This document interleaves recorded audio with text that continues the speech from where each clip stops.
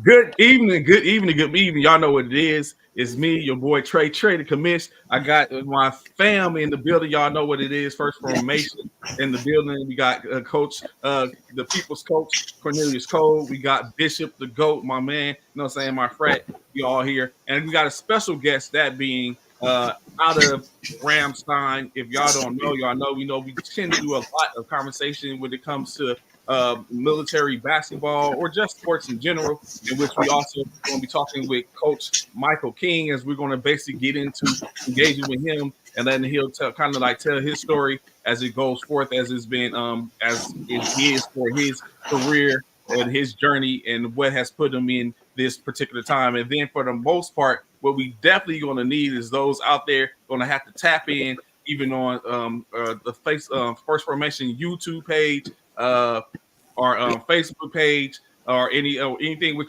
where you can leave a comment on YouTube. Because when we get to our concur or no, that's when it really finna get, and that's going to be our debate portion. And I'm going to sit up and put out some topics. We're going to allow the fam here to sit up and get in and have some time frame to talk about it. And you, the viewer, gets to say who you think had the best topic going for. So it's definitely going to be something a little different. Y'all seen it, but you ain't seen it this way. First and foremost, gentlemen, how are y'all doing? WGO, WGO. Y'all already know what it is, man. What's going on? What's going on? What's going on? What's up, everybody? It's good to see y'all, man. I know a few of y'all ain't see me in a while, but I'm back. I'm here. Y'all know what it is. Trey already started with the nonsense, but we're going to go ahead and move past all the nonsense of which he talking about. You know, it's Trey, H-A-T-E, but we're going to keep it going. Anyway, yeah, glad to be here, man. It's Sunday. Let's go. Cinco de Mayo. That part, of course. CC, what's good with you, bro? What's going on? It's all good. How y'all doing? Pretty good, pretty good. Coach King, what's good with you? The man of the hour, man. What's going on with you, fam? I'm doing good, man. It's Sunday, getting ready for work tomorrow, but it is what it is. Yeah, a weekly thing, I guess. A weekly thing indeed. So, of course, one thing that y'all, everyone that's currently on your screen has, and shout out to the fam that's checking this out from the Northeastern streaming sports production. That's could view us on Roku. Be sure if y'all have Roku, y'all the channel or the device, the app, y'all can go ahead and download and check out the Northeast streaming sports production and download the channel and be able to see us reaching out and seeing all those subscribers there. So what all of us have that's currently on the screen is that we have one thing in common, definitely. Two of us had two of the things in the same. The other two are different, but we're not going to get on that because that has been casting me as a hater. So I'm not going to get there and talk about that. But what we do have in common is the simple fact that we all have served in the armed forces. Myself and Sean Bishop, the GOAT, Davis, U.S. Army retired veterans, and then of course we have Coach Michael King that is currently still doing his thing in the Air Force as an airman. Well, airman is specific, and then of course Coach the People's Coach Cornelius Cole as a sailor, as he was in the Navy one point. So, of course, a shout out to y'all that sit up and have served and do service in some way, form, or fashion continuously and support. So, one of the things, right, as we sit up and go get ready to get into this today, we decided to hit up Coach King was on one of the First Formation Morning Sports Talk podcasts comments, and we was in. I forgot what the topic was, but he did hit me up. He was like, "Hey, there's a story to be told here out in Ramstein." So I was like, "It always is everything to push forward and network and build and continue to tell a story." So once was in it with the opportunity to get on the NESSP network and engage, we decided to come up with a different type of show. And so now here we have it. And Coach King is going to be one of the first ones on this platform on the show. So where we're going to be able to talk and discuss. First, we're going to get into what it is that he's doing and everything like that. Basically, he's going to tell a story, and we're going to be here to listen and pull it out. And then at the end, that's when we get to it. I ain't gonna say shenanigans. I ain't gonna say who's gonna tell truths, who's gonna tell lies, who's gonna be on point. But we get to the concur or nah, where we're gonna really get it in, and we're gonna hear what's going on. As Bishop said, he's claiming that he's probably gonna be the one with the shenanigans. I don't know. But in any case, we're gonna get into it. So, Coach King is all on you, man. Yeah, where you from? I was born in Fayetteville, raised throughout the 910 area, so that Rayford, Aberdeen, Fayetteville area. Uh, Joined 2017. My first studio location was Herbert Field, so I played out there Okay. until I got here. Once I got here, I wasn't really equipped to get back in shape, so I just decided to take the coaching route. Um, the head coach at the time was Roderick Brown. He uh he pretty much accepted me with open arms, and then as he was on his way out, he prepared me to take the head coaching role. And November, I stepped into that and been been pretty much coasting since. Well, I won't say coasting. I'll say coaching. I'll just say coaching since. Okay. So I asked this question, and I'm going to ask it to everyone. Even saying at one point I'll probably run it back and ask my counterparts here. But I ain't gonna say content, but just for an aspect, why the Air Force as opposed to any of the other services? So I actually didn't choose the Air Force. The first, because I was just in high school, I actually did not want to go to the military at all. Okay. My aunt Shonda, she pushed me to take the ASVAB, so I took it. A Marine got a hold of my Marine recruiter got a hold of my ASVAB scores. He showed up to that door. My dad would not answer the door for him.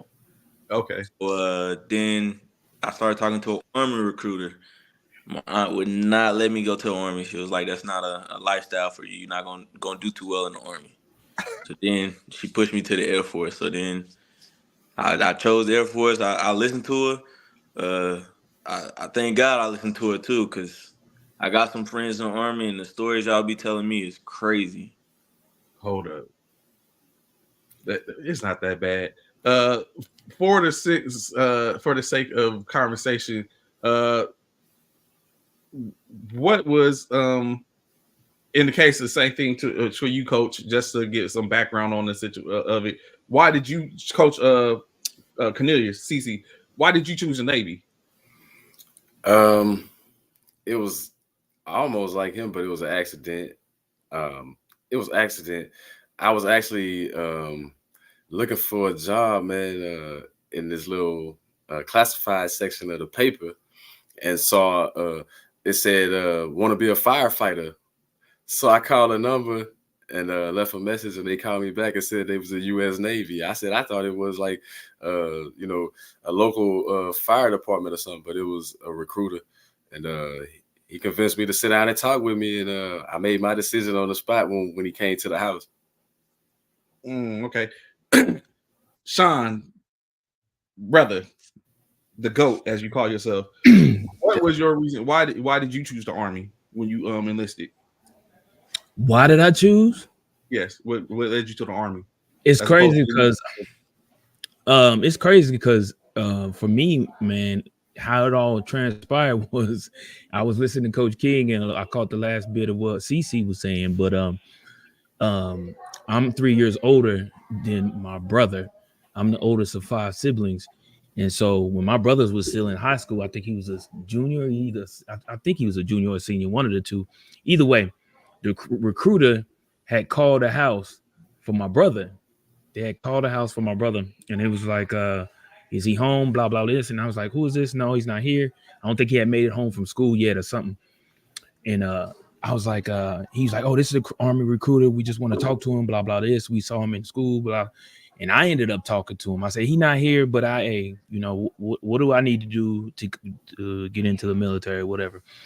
And basically, make a long story short, man, he came home. The guy that was supposed to be recruiting my brother ended up recruiting me. And we did all we took the test and did everything. And I was in the delayed entry program, the DEP program. And so I went in first, and then he recruited my brother afterwards. So that's how that. But I really didn't. I didn't really look at any other branches. I didn't look at the. I definitely didn't look at the Navy. Didn't look at the Marines either. The Air Force was kind of whatever, but my father and my grandfather both were in the Army, so I kind of stayed with the tradition and went that route. Okay, so which is all, you know, saying everyone has their story with their reasons or whatever case like that. So, but continue on with Coach King as we have laid that out and everything. From that point in which you became went to the Air Force, what do you do in the Air Force? I'm cybersecurity. I sit at a desk and pretty much tell people no or yeah or nay. So in every case, in the aspect of that, what has your journey in the before getting to your military and the athletic aspect of it? What has the journey been for you as a service member? As a service member, it's been pretty eventful. So I have a son that's in North Carolina. So when I first joined, I was struggling with that. So really, basketball kept me. When I was at Herbert, I ain't really have anybody like at my first dude location with me. So my team really kind of saved me from going off a deep end of trouble. So, and that was from the jump. So I never really I never really had a career without like the basketball portion, without military basketball.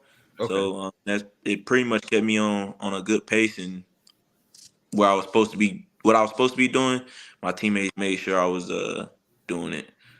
So basically, it's just like anything else, it has been beneficial to you, and of course, basketball has been able to guide you and help you out as well in this situation.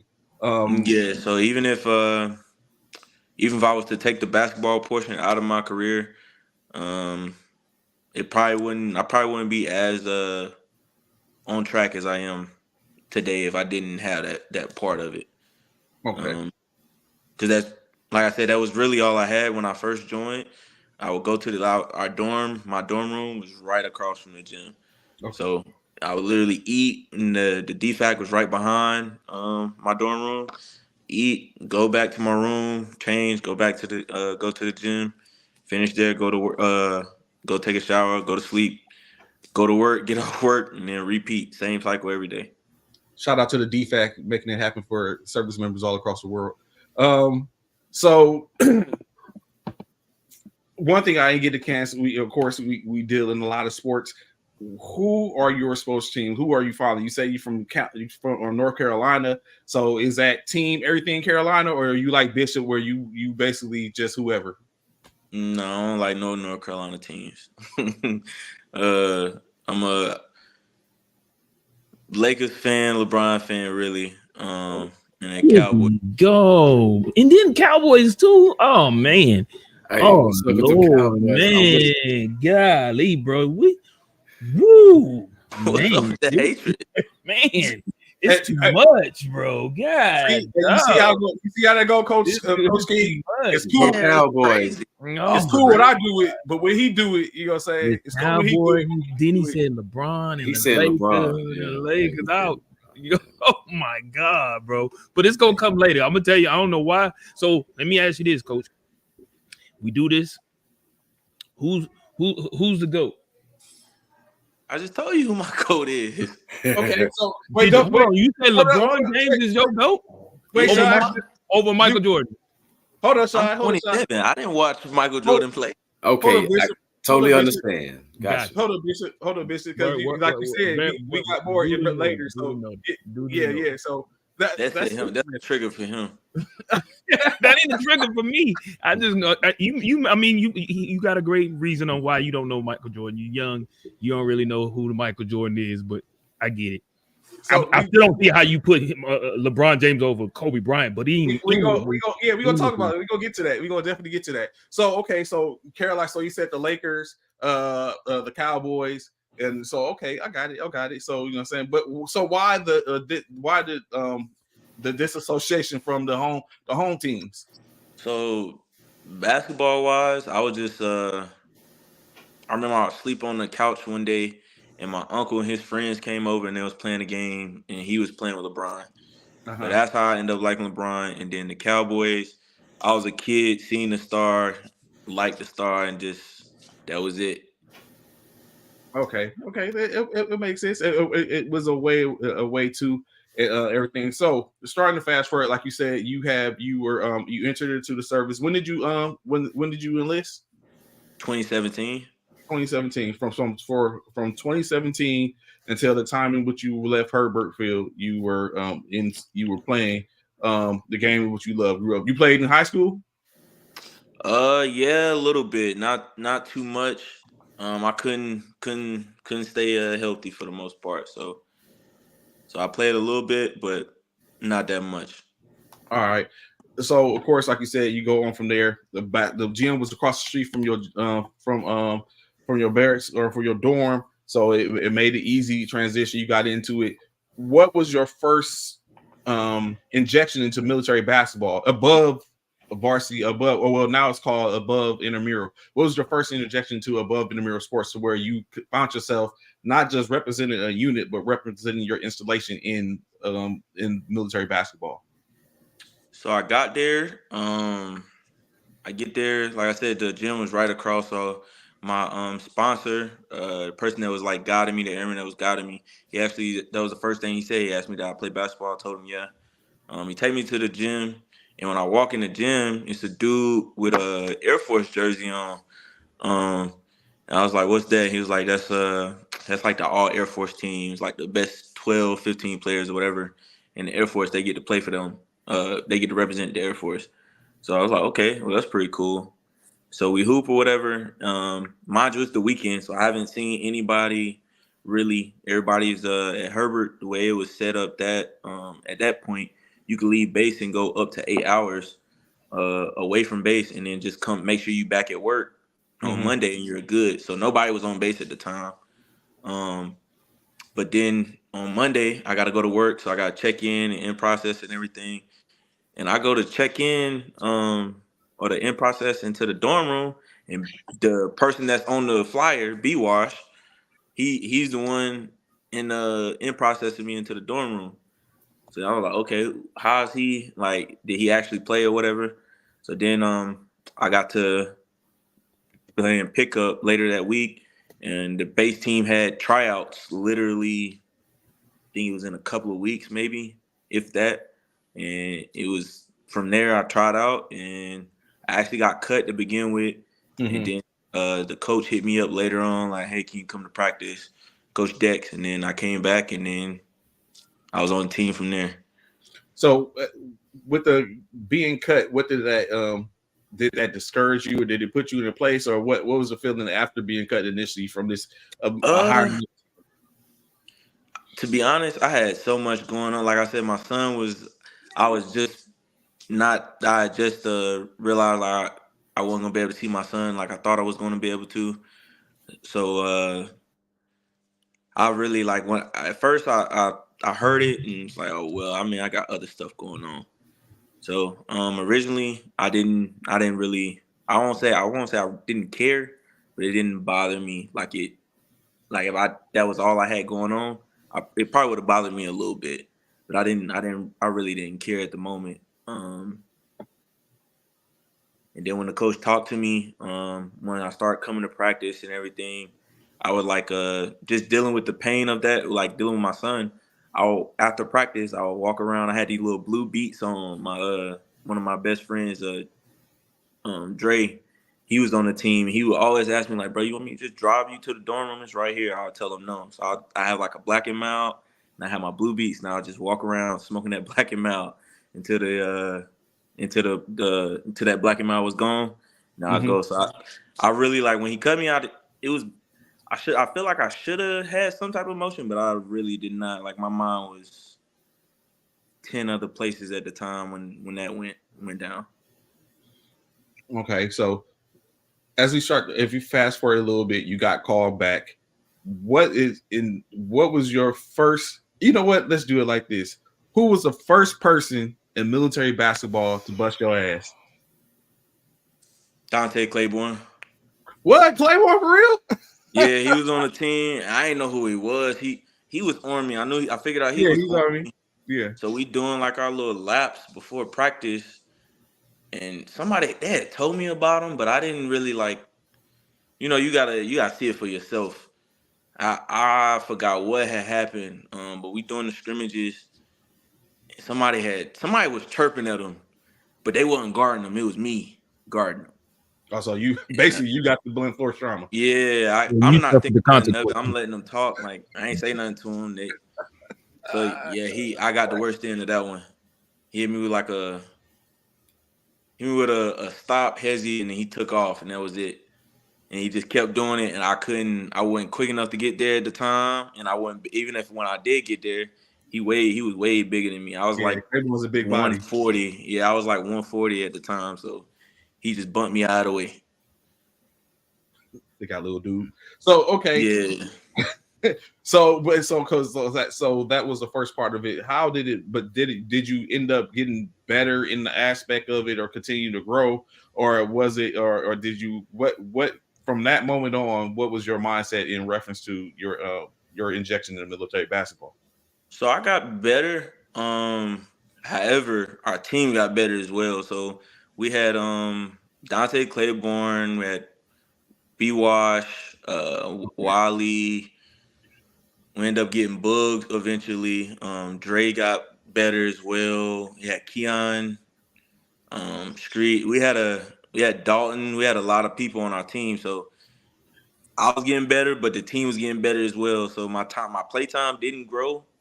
But I kept coming just because, like I said, the brotherhood of the team was very very strong. We were very connected. We still talk today. So okay. In addition to that, now you say you've played at this point. You've played even though you was getting time, but you wasn't getting the time in which you probably figured that you should have been getting. The teams got better. Y'all putting up some wins or starting to win and stuff like that. At what point did you end up leaving from Herbert and end up to go overseas? So 2022, I made staff or E5 in 2020.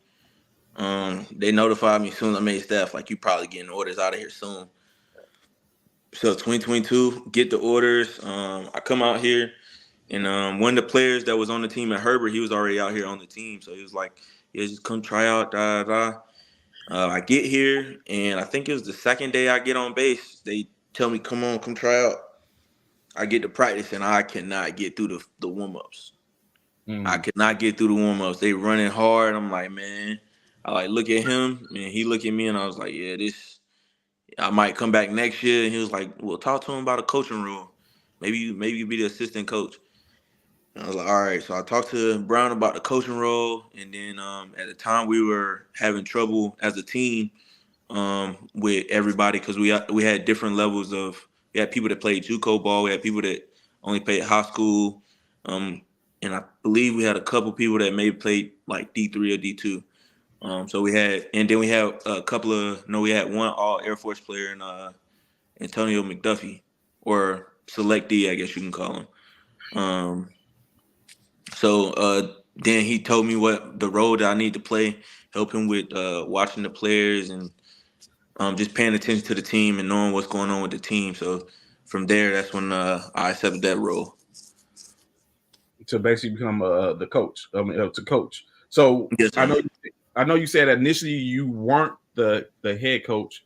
You was just assisting and coaching like that. When did it resonate in you that you was like, you know what, I think I could do this head coaching, and then that happened? It never really. So when I was in Florida, I was a head coach of an AAU team.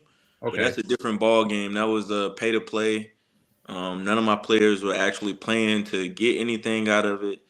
Like I said, it was pay to play, so they were just showing up to gyms. They paid their money to get the jersey, so they were just showing up playing, and we going to the gyms, and yeah. So that was that, and then when I got here, I was the assistant coach helping him, and then he notified me at the beginning of this season, like, hey, I got selected to be at NCOA, and you might have to step up to be the head coach. So he started let me coach by myself twice in the summer league games, and then from there he started letting me take over certain things with the team, and then it became a reality in October. He didn't even talk to me about it. He announced, well, he did talk to me, but he announced it to the team right after he talked to me. So he was like, "Hey, you gonna be the head coach now? You want to be the head coach?" And I was like, "Yeah." And like 2 minutes later, he was like, "Yeah, Mike's the head coach." And I was like, "Oh." I thought he was playing at first because we also have an NCAA out here, so I assumed he was just going. It would be cheaper for the Air Force than to send you somewhere else. Just send you right here. So I assumed he was going to be still here, but he ended up moving. So then he gave the position to me, or had me step in into that position. Okay. And what has that been for you so far? How has that been? So the first, just like I said, I didn't take him seriously at first. So my first practice, I showed up. He was there, and I didn't plan the practice at all. Like I showed up, he was there. I'm looking at him, he's looking at me. He was like, "Well, what you doing, coach?" And I was looking at him like, "I don't know what did you plan?" He was like, "Bro, it's your practice. Like it's your team now. You gotta plan this type of stuff." So after that, pretty much been, I won't say smooth sailing. It's been a couple of rocks in the road, but it's been pretty good team. I got a good group of guys that they ready to play. They're hungry. This most of, I would say like 75% of the team. This is their first duty location. So if anybody gets a hold of our roster, they're not going to know majority of the players, but they might know one player, and that's because he was on the All Air Force team. Okay. So now you have, in which y'all ended up being successful through the coaching. Y'all have earned the position, a play through the NBA Europe extension, I guess you could say, to be at the NBA Championship Series at the end of the month in Philadelphia. What is the you just spoke to it, you said no one really knows your roster for the most part. Is that a benefit or a detriment in your opinion as a coach? I don't know. I don't know. I know we getting pretty much looked over. I was looking at your live stream when they was doing the pickings, the drawings. Yeah. I seen somebody put Miramar plus 300 for betting. I was like, geez, like we got a couple of guys, but and then I have people texting me too. I had somebody text me the other day. They were like, "Are you bringing your whole team?" Because I have, just like Coach Paris, Coach Brown was trying to build that same system where you have 22 players on the roster. 7 of them are probably gonna be developmental players. But we like, just like Dre's team, at every game, every weekend, every tournament, all 22 players are there. So when we post our pictures of us winning and everything, you see 22 players and 3 coaches, and might even be the managers may be in some of them. So they were asking me whether or not I was bringing the whole team. And I said, "Yeah." "You think I'm coming all the way from Ramstein to Philly to bring 7 players?" He was like, "No, I just feel like you're bringing a bunch of bums down here." So Goodness. yeah, those type of things. I don't know whether it's gonna be a reality check for us or a reality check to them. We'll see. So I know, like we was talking about, in which Bishop is more of his wheelhouse, in which he might be able to engage more. But what is the I guess you could say the culture like when it comes to military basketball in Germany, Ramstein, and all that, in which he was talking about before we went live? What can you tell us about that? It's no ducking, no smoke out here. You could get lucky one game, one tournament, but you're gonna see them people again. Just like I said, we had 8 tournaments, and I might be able to hit somebody with one tournament with something new that they haven't seen. That next tournament, they're going to be ready for that look. So I'm gonna have to change it. You have to adjust practices. Your team has to be focused.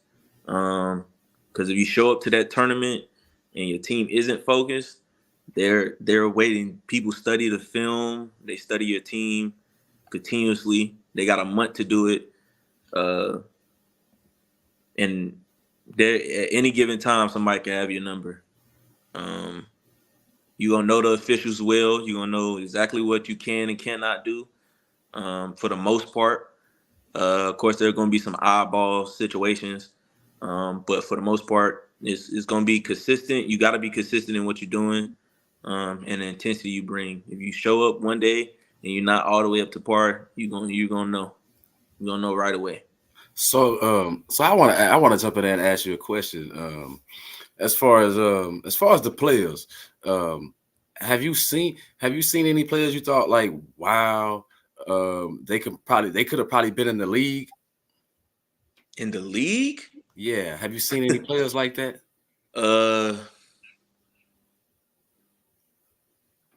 League. You mean like NBA or Europe League? Yeah, the league. NBA? Have you seen any players like you like, wow, they could have probably done something with that? That mean no. That mean no. When I see the league, yeah, that's a lot. That's all. When I see the league, that's tough for me. I ain't really seen too many players in military basketball that I could say belong. Maybe G League, you could see. Yeah, if you say G League, it was a couple players for Bavaria. A team out here last year, they won the conference tournament last year. I think one of them actually may have tried out for a G League team. Kenny Walters and Angel, I don't even know his. I think his first name might be Shaquille. Those two. Sigmund Farmer, he probably could play in the G League.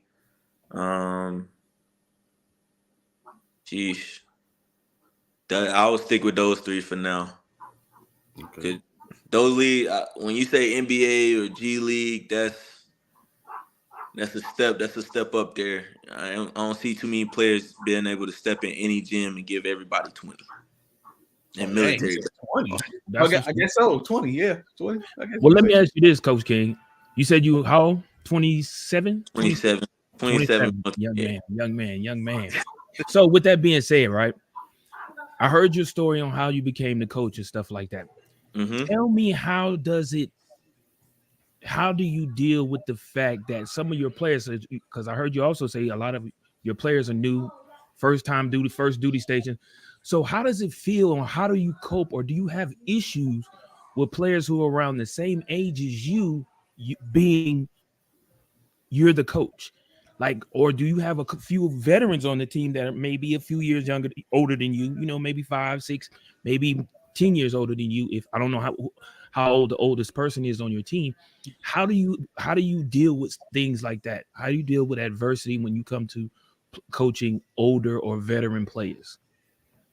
For me, I would say it hasn't been hard at all to coach my guys, because even though they're newer, like Malik, he's 27.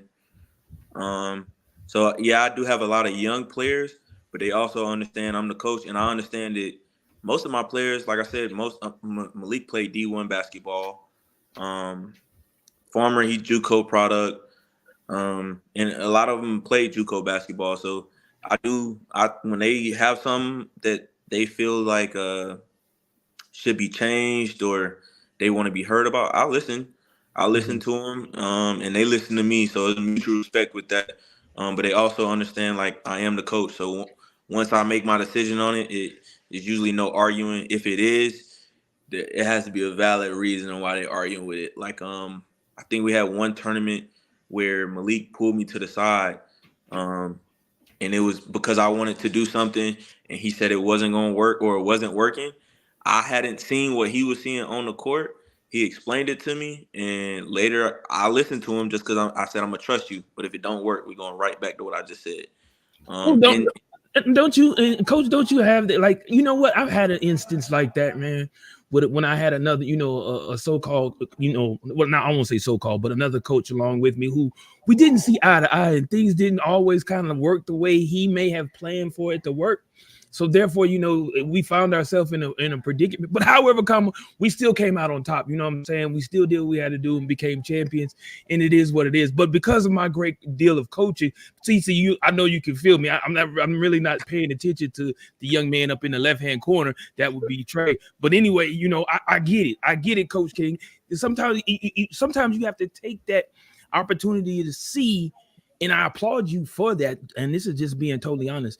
I applaud you for that, because sometimes a young man of your caliber, sometimes they don't have the expertise or the experience to be like, man, he too old, he don't know what he talk about. He's stuck in the heydays. He don't know what he talking about, or they too young. He trying to tell me what to do, and I kind of know what to do for. So for you to be able to listen to that and say, hey, okay, I'm gonna give it an opportunity. However, if it don't work out the way you say it's gonna work out, hey, we're gonna move on to the next thing. So I really applaud you for that. But my next question for you is, what do you think about going to these tournaments being the youngest coach? Because I'm sure you probably the youngest coach going into these tournaments, right? He's standing on business. That's what you look like he's saying. Yeah, I'm not too worried about that. One of the coaches is JP from Herbert Field. That was one of my teammates. So I'm well. I feel like I'm well equipped. I got a good team around me of assistant coaches, and like I said, my captains are pretty good. I have a younger captain and I have an older captain, so they'll keep me on my toes as well. That's what's up. That's what's up. So what is the culture like in Germany when it comes to military basketball? Like we know, like we tend to do everything, we tend to have a heavy following and engagement when it comes to military basketball in the States for the most part. What is the culture like in the Europe area? So, Coach King, let me ask you this. Let me throw this on top of what Trey just asked. So, I know back in '96 and '99, when I was there in Mannheim, basketball over there, and it wasn't no NBA over there. There was no Military Basketball Association or anything of that nature. It was just concerns playing versus playing concerns. Ramstein, Mannheim, Darmstadt, Wiesbaden, things of that. They were just playing each other. That's it. Mm-hmm. But when I tell you, and I really want to know, is it still like this? When I tell you, when the big guns came, the big teams, like I said, Mannheim was one of them, and Ramstein was the other one.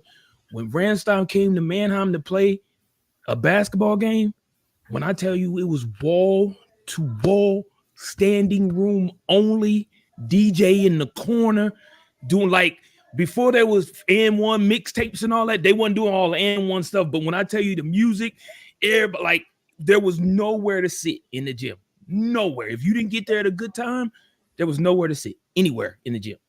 Is it still like that, Coach King? Is it still bringing that type of crowd or bringing that type of people out to these games like that? So it wasn't. It's getting back to that now. We got Coach Green and Coach Drew from Baumholder. They're working to get it back to that point. I'm starting to help now. Like we just had for the conference finals, we just had that one on. It was streamed on AFN Network on AFN Network. Facebook. Armed Forces Network. I already know. Yep. On Facebook. So, yeah. So we're trying to get it back to that, but unfortunately, COVID hit them hard out here during that time period. So it kind of disappeared to where, from what I was told from Coach Green, there really was no military basketball. He got it to 5 teams, I think he said, one year. And now we're all the way back up to, I believe, 13 teams. Okay. And we're growing. We're still growing. Nice. I like it. That's what's up, man. That's what's up. Hopefully y'all get back to what it was when I was there, man. When I tell you, everybody in the small city of Mannheim and Ramstein, when I tell you everybody was going to the game, like, you know how some kind of high school basketball games, you got those rivalries and everybody talking about it when it's about to come up. And everybody, you going to the game, you see somebody at the commissary, you going to the game, you going to the game, you going to the game. Everybody would talk about that game coming up. Everybody. So now I think when we go to Bad Kushner, that's what it is. That's the environment there. I'll say that. BK. I know about BK. I know about Bad Kushner. They love us in BK, us in Baumholder in Bavaria. We actually, a couple of fans follow me and some of the team on like Instagram and stuff. And I believe one of the fans have one of our players as his profile pic. Oh, wow. So that's what's up. That's dope. That's dope. Yeah, that's what's up. I like that. They love it. It's like that. That's the type of environment in BK, but on base and on post, no, we don't. We're getting there. It's not wall to wall. The stands are still packed, but it's not in comparison to BK. BK is wall to wall. Mm-hmm. So real quick before we get into what the portion of it like that we like to call that we call concur or nah, right? So I want to ask you something. Like if you was on First Formation, the morning show, we would have asked you this question. So we tend to ask it anyway. You've already said to us, which this is probably going to lead into our first question when it comes to concur or nah. In your opinion, 4 players, in which we already know one of your 4 players, who, and it might actually lead to something else. Who do you consider to be the GOATs in the NBA? If you was to say a GOAT in military in National Basketball Association, who is your GOAT, your Mount Rushmore in national in professional basketball? My Mount Rushmore? Yes. Gonna be LeBron. I'll go Jordan number 2. You first of all, what you ain't gonna do? Hold on, first Coach King, you ain't finna make it seem he just throw your name up there like it ain't. I guess Jordan be number 2. I'm gonna go Kobe 3. 4 for me is the toughest spot. That's always if I had to pick one right now, I'm gonna go Shaq. Because I just feel like he don't get the most. I feel like he gets disrespected the most for what he did. And the most dominant big man, and he don't get He said, stop. Jordan got number 2. Jordan number 2 for me. There we go already. You already know, man. That's crazy. But you know what? It goes to show, like he said, he's being 27 is a little bit different for him. He sees it differently for the most part. In which now, instead of asking that question, that's one of our concur and all questions. I'm gonna go ahead and leave it where I was at. You never owned a pair of Jordans, like. No, I got a bunch of Jordans, but I also got some LeBrons. Exactly. How many pairs of LeBrons you got? You got a bunch of LeBrons? I got 2. 2, but you got a bunch of pair of Jordans. You got a bunch of pair of Jordans, but you got 2 LeBrons. Come on, there man. you go, CC. I get it. Come on, man. There you go. When LeBron retired, I started getting a bunch of LeBrons.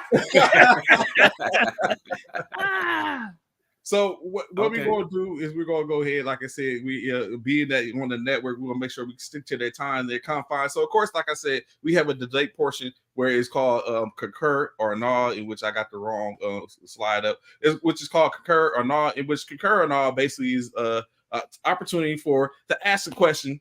I'll allow you gentlemen to debate it, and then we're going to see, if with the viewers, if they're tapping in, to go ahead and say who you think had the best points. If not, then I just make I stand on business, make a decision, and then go from there. So one of the first gave you 3 topics in which we're going to talk about, which y'all guys are going to speak on and engage in reference to, and we'll see what it is, how it all comes out. First topic, right? Youth sports, as Coach said, you Coach AAU, Sean and Cornelius, CC and Bishop have coached youth sports as well. What do y'all think of it? If I said, is it competition or participation? What's the mindset that should be put out there? Anyone first? CC, go ahead first. Start it off. I'm definitely competition. I never was a fan. I never was a fan of the participation trophies because I think in some aspects, the good thing about sports in general, youth sports especially, is that camaraderie. It brings people together. It teaches you the social. You get good social skills from that. You get good teamwork skills. I mean, it can prep you for the real world if you allow it to. So I think the participation aspect of it it takes it away because we all know there's a competition when you step out in the real world. It's a competition. So those that believe that everybody gets a trophy type thing, it's kind of hard to separate who's who. And it gives that sense. We complaining like a lot of times people our age right now are complaining about entitlement, right? So what do you think participation trophy is? That's the ultimate sign of entitlement right there. All right, Bishop. So hey, CC hit it right on the head, man. And for me, I think the way I look at it, right, I feel like it depends on when it goes off age groups. So for one, in say for instance, since I coach youth football, so say for instance, like my daughter plays 8-year-old youth football right now, 8-year-old. So of course, some of those kids, or all the kids, get an opportunity to participate. They all get an opportunity to participate because, of course, you're learning the fundamentals. You like Coach, like CC said, you're learning the fundamentals. You're learning how to, build a camaraderie, build teamship, build rapport with these kids and things of that nature, so forth and so on. As you get older, when you get into the 17U, 16U, 15U, some of them kids ain't participating. So why are you giving them a participation trophy? Some of them kids don't get on the field because of the why. You know why? Because of what CC said. Because of the competition. The competition is a lot greater as you get older. So because of the competition aspect of it, sometimes those mediocre players may not have an opportunity to participate in the game. So therefore, how am I giving you a participation trophy just because you came out and suited up? You didn't participate. You just suited up. I give you a suited up trophy, but I ain't giving you no participation trophy. That just ain't gonna happen. I'm just saying that's just me. But yeah, I'm just like CC, man. I'm all about the competition. I know most coaches are about the competition, but that's definitely me. No one has never, as we always tell our kids, it's not fun losing. It's a learning experience, but it's definitely not fun. So let's get into participation and let's try and win whatever it is we're trying to win. All right, Coach King. I'm going competition as well. Just to jump over what he said with the 17U. So when I was coaching the AAU team, where they were getting participation trophies for showing up. Our first tournament, I think our first game, we walk in and the guys that are there to compete, soon we walk in, oh yeah, we about to blow y'all out. And the team looking back at me, I'm like, what you looking at me for? Say something back to them. And we lost that game by either 52 or 73. And that's the first game of the season. We gotta continue coaching. And they showing up to practice happy and stuff, and we just it was the whole weekend. We losing like that the whole weekend. Ooh. And they laughing and playing at practice. Oh yeah, no. Nah, I feel like that's what participation trophies give you, and that's what it gets you. Okay. So actually, I think in that particular one, there's no one chimed in. I think I would give. I like CC's points the best, but all y'all had the valid points and kind of like have y'all for one another. I think CC set the tone for the conversation which y'all had. So, but definitely in which that's tough, Coach King. That is hella tough because, like I said, me and Bishop coached together. If we would have got smacked by like 36 points or something like that, don't none of y'all come back. Don't none of y'all kids come back. Don't bring y'all buttons. They already paid their money, man. Don't come back. Oh my goodness! I get it back to you. You gotta look at that money refundable. Why the kid not playing? Like, yo, bro, like you see, like stop playing with me. Parents was mad at us, like we was out there playing. Talking about call a timeout. I said, bro, I didn't call 2 timeouts. They proceeded to continue what they was doing when we came out the timeout. They said, Tom, call it. What is the timeout gonna do? Prolong this whooping? Oh my goodness. Okay, so next one, because we got make sure we say it time. Next one, all right. You got one 3-pointer that be made for your life. I'm gonna rattle off. I'm gonna rattle off some players, and y'all tell me who y'all choosing. The players are Reggie Miller, Klay Thompson, Larry Bird, LeBron James, Ray Allen, Kobe Bryant, and Robert Horry. Coach King, we'll start with you first. Who's taking that shot? Ray Allen. No, why you ain't choosing LeBron? So why Ray Allen? Just because he's my GOAT don't mean I'm choosing to save my life from 3. But Ray Allen, man, so my brother was a Boston fan. So when growing up in that household, Ray Allen was somebody that irritated me when he was on the Boston Celtics. So I'm gonna go. I felt that pain continuously in my household. So yeah, I would choose him for sure. All right, CC. I'm going with Kobe Bryant, man. Like out of those that you named on that list, like he the most clutch player on that list. That's all I got for you. He the most clutch player on that list that you just named of players. And we seen what he did, so he got 5 of those things, man. And we saw him hit big shot after big shot. There's nothing else you can say. It's Kobe Bryant. GOAT. So by that list, man, which was a bogus list. I don't know how you put a list and don't put Steph Curry on. Come on, that's crazy. That's obvious. That's crazy. But I get it. But okay. But if I'm gonna pick somebody, I'm gonna have to go with Clay because he has the best out of everybody you got on there. He has the best percentage from 3-point line at 41%. I'm going Clay. Okay. I see Bishop with the 42%. Yeah, you making sure you bring it hard. Ain't no disputing. Like, hey, I got what you got. I got to go off your list, and off your list, you don't have Steph on there. You don't have other people. 42, almost 42% from the 3-point line. So I thought about behind him. Yeah, 40. Ray Allen, he had 40.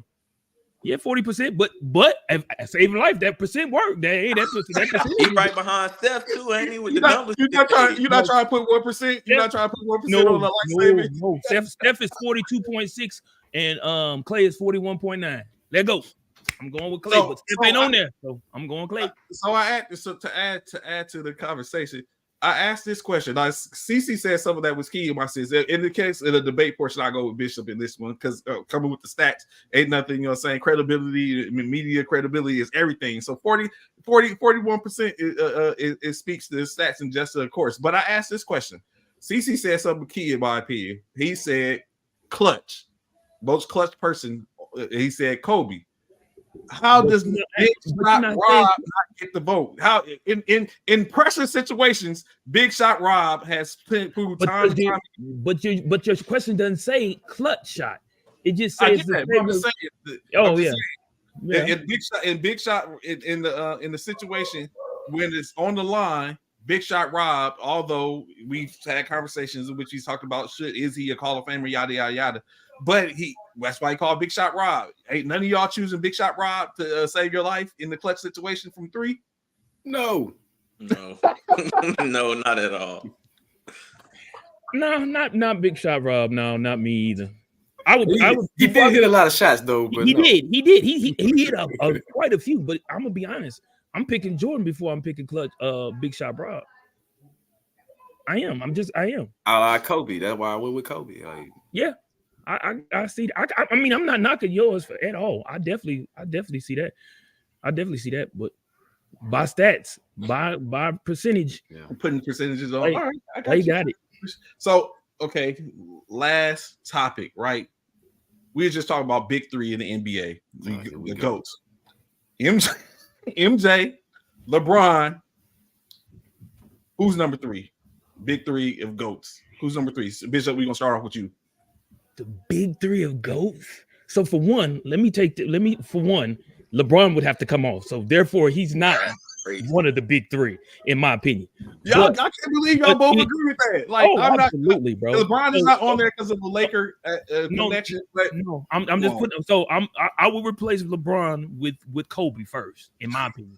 I would replace LeBron with Kobe, but I'm gonna leave you with what you got. It is right now. So I'm gonna say Kobe. I'm gonna put Kobe in that 3rd spot. Kobe. So MJ, LeBron, and Kobe.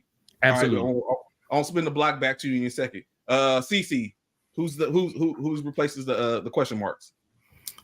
Man, I'm gonna leave LeBron there just because longevity. It's impressive what he's doing at 39, even though it's not yielding any wins. Let's just keep that right there. That part. Thank you, CC. Appreciate you. Thank you. Which I just want to throw this out there before I give you my person. That's why I have MJ as the GOAT, because you see what happens with LeBron teams, man. They just disappoint too many times. He never raised his level of play sometimes when, like, you got to take over the 4th quarter. CC, how many coaches has LeBron gotten fired? I mean, man, so many. Under his tenure, I'm just saying. I'm just saying. Just want to name them all. Name them all. But I'm gonna go with for me, I'm gonna go with Magic Johnson. And I'm gonna go with Magic because everybody like to say bring Kareem name up, and me and you was talking about this before, but Kareem had 1 championship before Magic got there, and he won that with the Milwaukee Bucks. You feel what I'm saying? So Magic, for me, Magic, he did a lot, not just for the NBA, but for the Laker organization. All right. Coach King? I'm gonna go Kobe. I'm gonna stick with Kobe on that one. I watched him. The only reason I even have MJ above him is because he modeled his game after MJ. So you can't really skip somebody you copied. So okay.